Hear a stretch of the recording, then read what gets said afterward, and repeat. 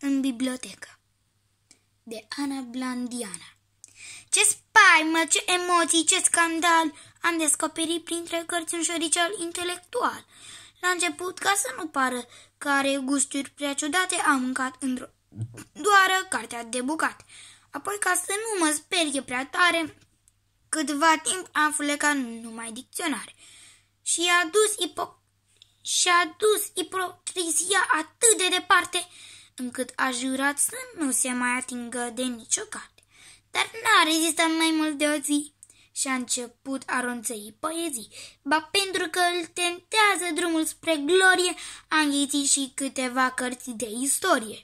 Iar tabla înmulțirii, fiindu-i simpatică, a gustat și din câteva cărți de matematică. Cât rămase numai literatură, nu mă speriasem peste măsură. Era clar că nu puteam aștepta ca o zevzecă să-mi mestece întreaga bibliotecă.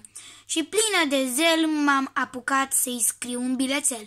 Mult stimabile domnule șoarece, mă văd nevoită să vă scriu, deoarece cred că e de datoria mea să specific că sunteți urmărit de motanul arpagic, care susține prin miorlăituri iscusite că nu se lasă până nu vă înghite, drept care îmi permite să vă sfătuiesc să plecați la plimbare.